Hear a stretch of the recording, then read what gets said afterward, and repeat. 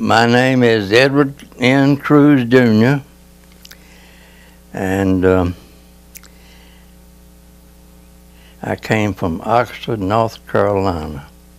I came down here in 1955. I was in Oxford when the draft came out. My number was coming up about 3 or 4 months before I went and signed up, because my buddy his number came up, and one of the fellows in our quartet his number came up, so I decided I'd go ahead and sign up and go with them. So I just signed up a few months earlier. I went to Bragg, and my buddies, they all flunked the exam, and here I go by myself. So from there, I went to Fort Belvoir, Virginia, stayed there 13 months, 13 weeks. 13 weeks is right. We got on the train and went to edge of Florida, crossed over to New Orleans, and went part of Texas and up to Colorado. Went through the Grand Canyon and went to Frisco and got on a boat. They did let us off the train a little bit in Texas where nobody could escape. So we got on the boat and left to St. Mihiel, a cattle boat, and we were out to sea about 2 or 3 days and ran into a storm, and half of the people were sick. We got to Pearl Harbor, and we went on a little train up to Schofield Barracks. We stayed there a few weeks, and they moved us out and moved us over in tents at Canyon Naval Air Base.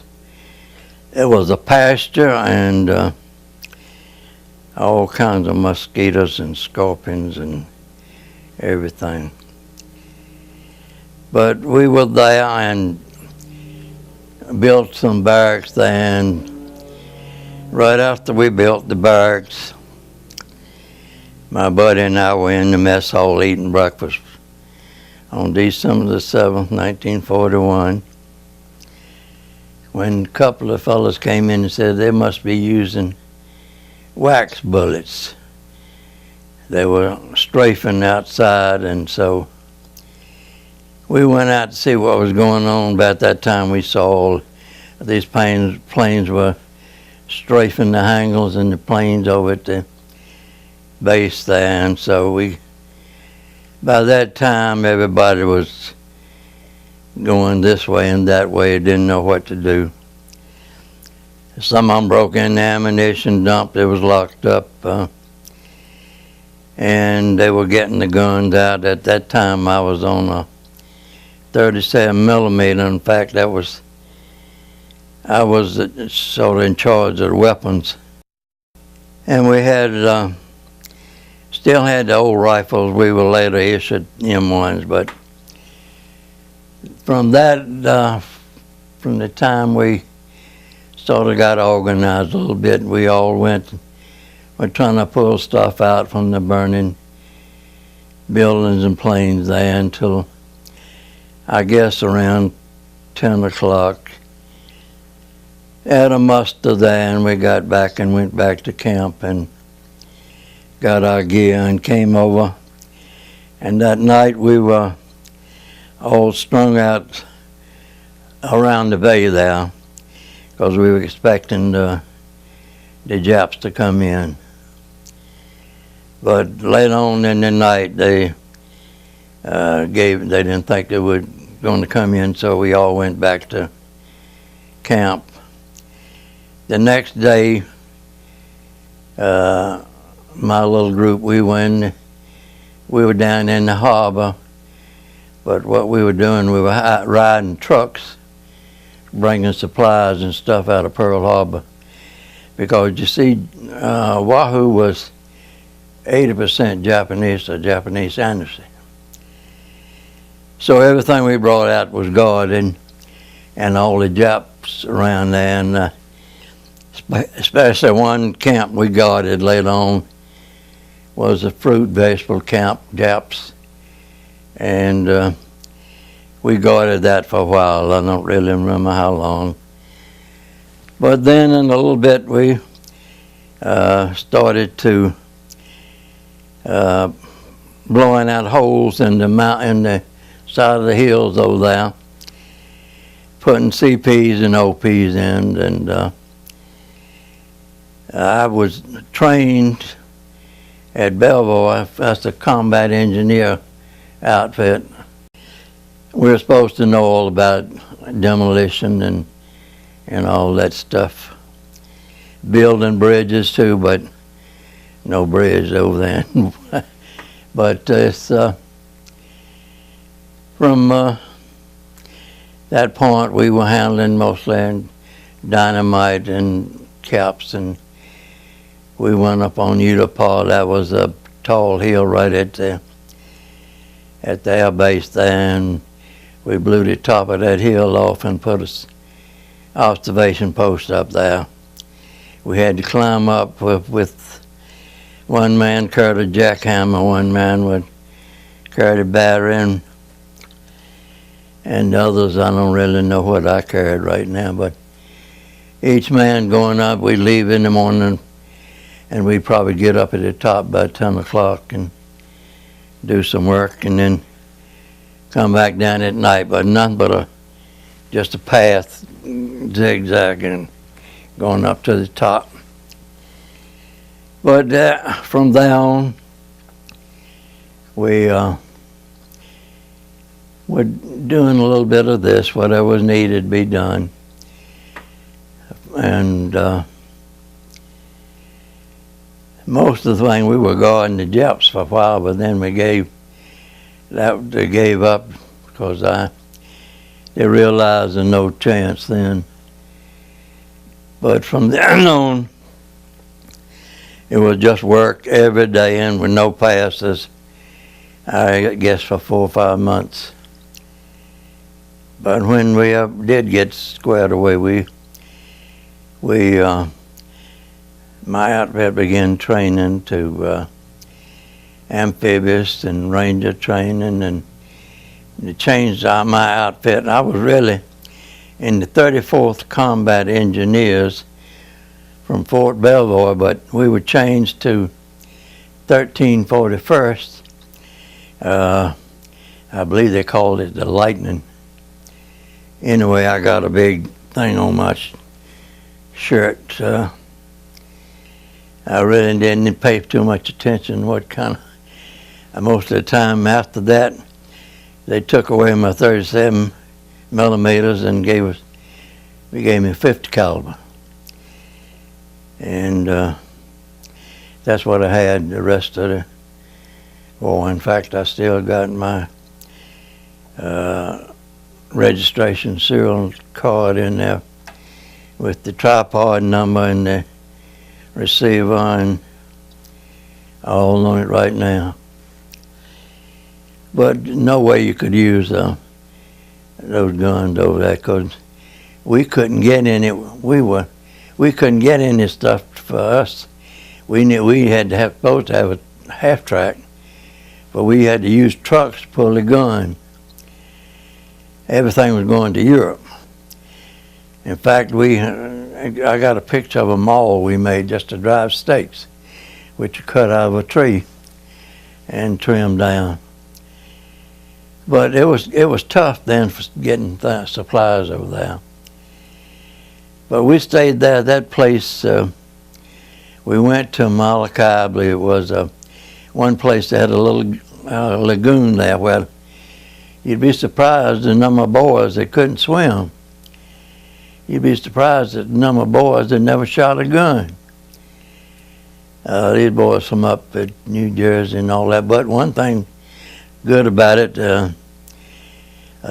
one fellow in my outfit, he was in the mines up there, and he knew something about demolition, which I didn't know a darn thing except when but it's everybody that we had on. My best buddy was from Mound, Minnesota, and he got the top of his head blown off from a grenade, but they fixed him up with a silver plate, and he met it at the Esprit de Santos, where he left us on rotation. But from then on, for a good while, the only thing we did was just train and whatever came up.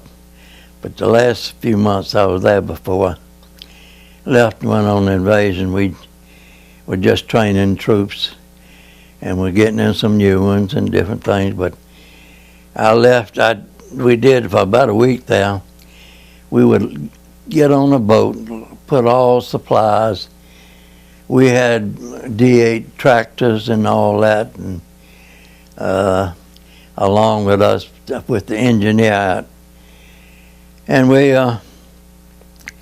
would load those up, get on a boat at night, and land on the island the next morning. We did that for about a week before we took off with the division, the 7th Division, that came around through the Aleutians.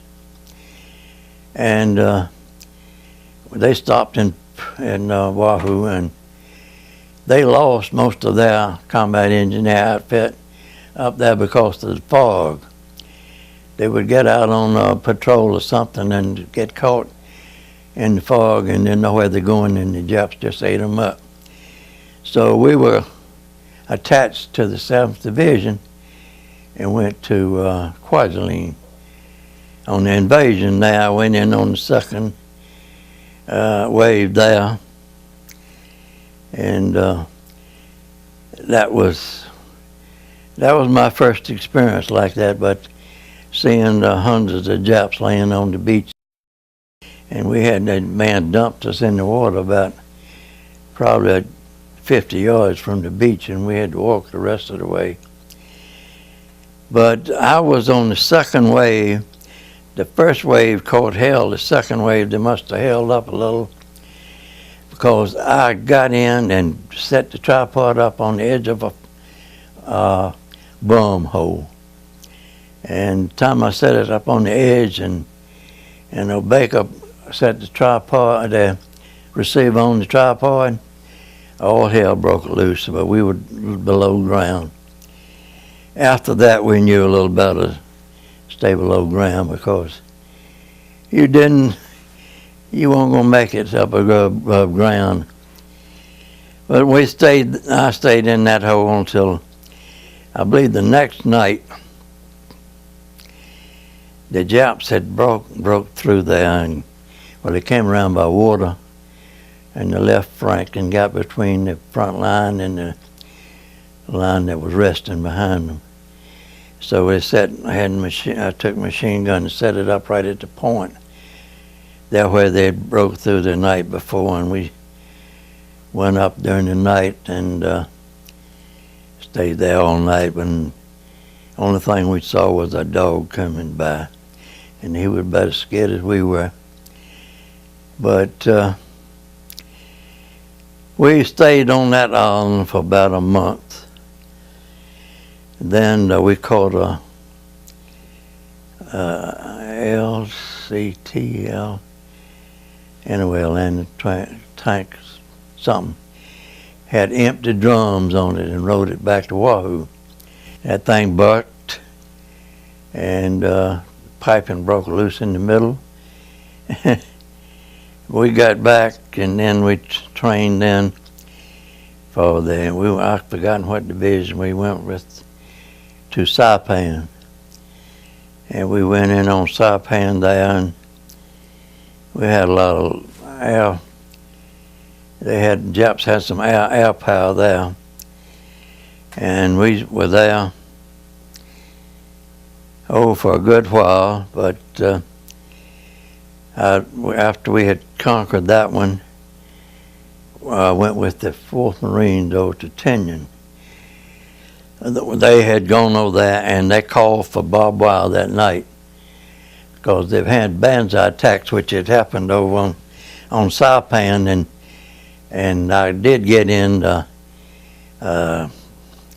detail to go up and get the Americans that were left with after that banzai attack.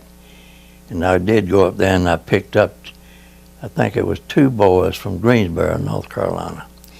What we'd do, we'd take them and turn them over on a blanket and put the dog tags up on the chest and put them up on the truck. And the island wasn't secured, so we had to put them on a duck at the edge of the water and send them out, and then come back and come in down to the low end of the island. But a lot of those boys, they had stab wounds in the back. Oh goodness, they'd have 10 or 15 stab wounds because the Japs, I think, had run out of guns. And I think what I've read is where they had the islands there so scared, they told us we'd eat them after we'd killed them. We'd take them to eat them. But that was, I think what happened was they had armed these people. These people had these stakes with sharpened nails on them. And every one of those was laying there, and they'd been killed, but whoever came across them back would stab them in it back. But we got all those out, and we came back, and that night the boys, I remember some of the boys that were back in camp, they said, "You should have been here." Said, "You'd have got a shot of whiskey." Said, "You go over in the hospital tent and give them blood, and they'll give you a shot of whiskey." And the boys just, some of them back there. But at that place, we were lined up right on one side of us was 31 or 2 guns, long toms. And see, you could see Tinian from there. And they shelled Tinian for about a week there. Every afternoon about 5 o'clock, they'd cut a loose shell in Tinian. And that next was when we owned this Curtis WWII over there. And we took it in that night and went in after dark and went up there, and the Marines were up there, and they had that thing set up. Was we went up there and put the WWII up, and then they moved back, see, behind that, and these boys had these strings set up like this so they wouldn't hit each other, you know, those stakes, and when the machine gun go like this, you know. And the next morning when I went up there, we went up there the next morning, and I know where I carried the WWII, where I had, that fellow must have had a pile of shells this high. But he would have had a water-cooled machine gun because they wanted the air cool wouldn't do that. They'd go down. But that was the first time I heard Tokyo Rose. When we got back after going up there to the line and got back down to the beach, the Marines had a radio set up down there, and she was calling and said, "You boys will be dead by 12 o'clock, all you boys on Tinian." But Tinian had a lot of these things with covers on for planes. See, that's where Enola Gay, you know, left from. Tinian, you know, and it's I believe that old boy died. It bombed that thing. Didn't he die about a month ago? But we went back to Saipan, and we stayed at Saipan and tried to get. It was still Japs on that island then. When just before I left, I took as a colonel and a major, 2 or 3 big shots. My squad took. Tried to find a way to get some trucks up to the other end where all that suicide stuff was going on. I guess you read some. They jump off that place because the ones that up there, the islanders, they would jump off too because they thought we were going to get them. But we were trying to go down to find them, find a way to get trucks around there. We're going down in this cavern like this, and usually had one man on the point, but Cox he on that side of the hill, the cave sort of. Wasn't a cave, but a raven, whatever you call it. It's a great big thing. You could have driven a train through it. But I happened to walk up on this side a little ways there, and I looked over. There must have been 200 Japs over in that thing. So I cut loose on them, and the recoil from the gun must have knocked me off balance a little bit because I was on a little ridge. So Cox, he came around running over. He thought I was hit.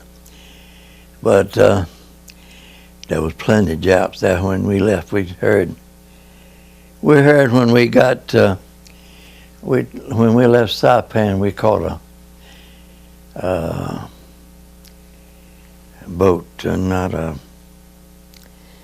marine vessel, merchant marine vessel. That was a fast joker. We caught that boat and went to Espiritu Santos, trained for a month to go to Okinawa. One thing about down there, we went one night to a thatch hut sort of thing. Wine, well, you know it rains every day. So it had a steak, wine, all the trimmings for $1. That's $1. But going down there, we went through where the one battle was fought, and it was still oil slicks all in the water. Went through that, and but that ocean was just like a mirror, that right there.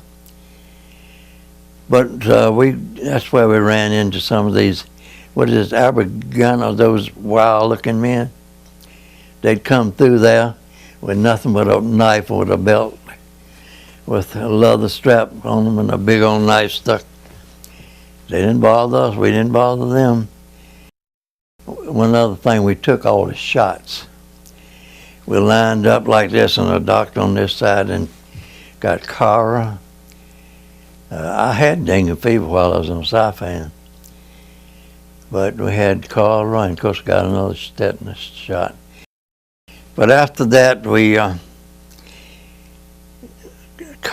in a convoy from there, and there's boats, ships everywhere you could see. And we sailed for I don't know how long, but one time in there they said this Borneo was right over there. But I was on Saipan when Ernie Powell was killed. But Ernie Powell was he was on another little island, not Iwo Jima. It's Siwa something. Do you know about that? I see. Yeah, right. But it's from there we rowed this boat and to Okinawa, and I remember 2 or 3 boys falling off the boat, and one we caught. So the way we washed our clothes was out a rope and hang over the side of the boat and let it drag along. And one of these boys that fell off, he caught one of those ropes, and we pulled him up. But they said that a destroyer back behind would pick them up if they got that far.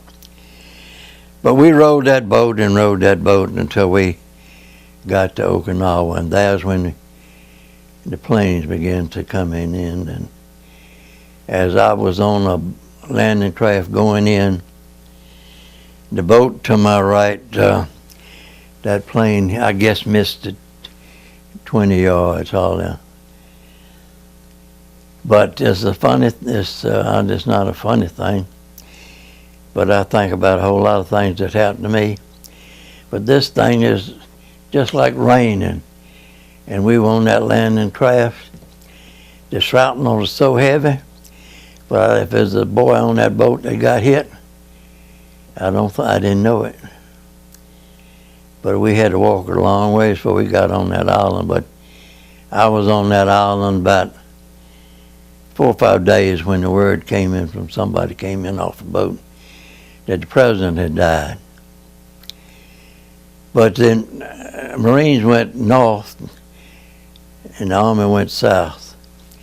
Marines had conquered everything up in north because there wasn't too many up there.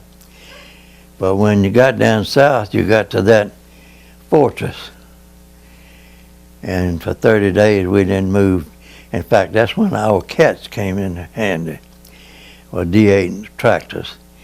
What we had to do, most of I did was ride an ammunition truck, because they couldn't go, but we'd hook those cats to those trucks, maybe a couple, sometimes 3 times we'd have 3 trucks hooked behind one of those D8s pulling it up there to the front. That's the only way we got ammunition, but we still couldn't move there.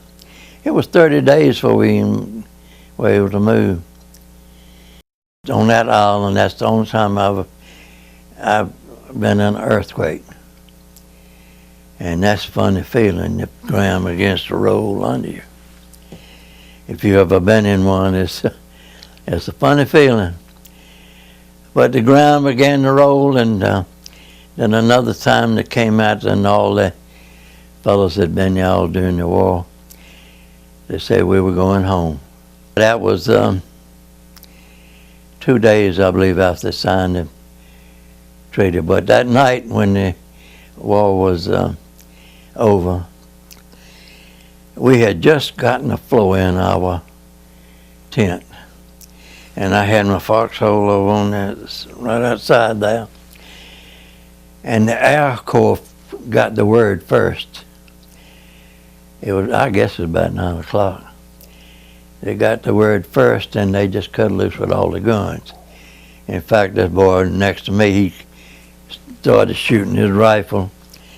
I rolled over in my foxhole, put my helmet on, and I laid down until they finally found out what was going on. But I understood they filled up the hospital with shrapnel that hit the boys that night.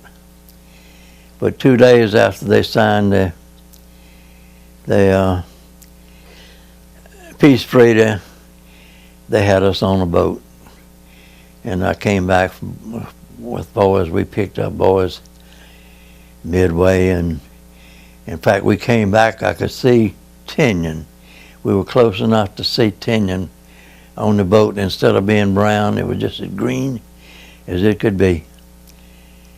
But we shelled that thing. Well, all the islands were shelled, but Kwajalein, they didn't do any more good. On Kwajalein, I've got a Marine Supreme dress saber back there that was burnt. But the flamethrower is what they'll make them move. You shoot one of those in the hole, and on Kwajalein, you didn't even have to get above the ground to go all over the island. So it makes it tough. Now that's what I say up there, these boys now, over there in those hills. You know, where in the world they're gonna get those fellas out those hills? No way. But that's then I got on that boat. We picked up some from Philippines. We had some on there from Burma. And I went down in the mess hall one night, and some of these fellows from down at different places, there was a pair of star sapphire. The fellow went $10 for them. I'm not scared though, because come back customs, you know. I didn't want anything to stop me then. So I went back and we got back to Frisco. In Frisco, I said the stevedores were on strike. So we had to go down to San Pedro to land and got down to San Pedro, and we waited about an hour and they didn't find anything, so then they turned us loose. But we went out to Camp Horn, and the old general made a speech that night. He said, boys, we're going to give you boys clean sheets and the pillows to sleep on tonight. And we're going to leave the beer jars open all night. And another thing he said, and tomorrow, said, the gas ration goes off. So that was the night, and then we caught a train, and I rode it back to New Orleans. And I remember went through New Orleans, a bunch of girls out, and they let the windows down. They wouldn't let us off the train. Let the windows down, and the girls, I remember this little girl come up and said, you all want some candy? I said, sure enough. And you know, I hadn't heard that, accent in so long, But one thing about it, when we went through Grand Canyon, they did slow that train, stop it enough so we could stop and look. But no stopping anywhere else, except out in the middle of the jackrabbits and stuff. But I got back to Bragg, and there they had short sleeve shirt on, 43 to 45. I never wore anything except camouflage stuff. Never slept in a bed, I don't rank from 43 until 45 on the ground. But most of the time, my outfit on the machine gun, there wasn't back. We were out on some post or somewhere. I was number one man. I carried the tripod, and Baker from Nebraska, he carried this receiver, and a Mexican from Arizona, I believe it was, he was number 4 man, and I've forgotten who the number 3 man was. I think this fellow from Kentucky. But they changed so many times except my number 2 man. But it was an experience. I never saw home from 41 until 45. I went home and I went back to my job. I wasn't going back to my job, but the man I worked for, it was 3 boys that worked there, and he wanted all 3 of us to come back and work that Christmas because his son was killed in the war, and he wanted us all to come back and work.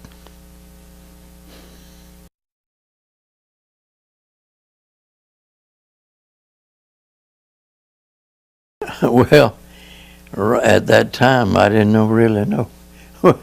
Because I went over there to pull my reading. I went in, I wanted to get my year over with and get back. And I was 23 years old then, and I was 28 when I got out. So I came back and I went to school. I went to college 2 years. And I went pre-dental, but then Carolina didn't have a dental school. 10 years after that, before you had to go to Atlanta, and they wanted you to establish residence. You had to live there so long. You were Richmond, you had to go there and establish. And so I'm from Oxford. My wife's from Henderson. See, that's what my wife went to school with the Rose girls, and I went to get a job. Then old Lou Harvin was out there at one of the places that they had. And he instead of going, I was going out there I just wanted a summer job. But he got me to go down and talk with Butcher to be a manager. So I went down there and but this out that route until I got down here in the last few years of my life. B and I, we really enjoyed it.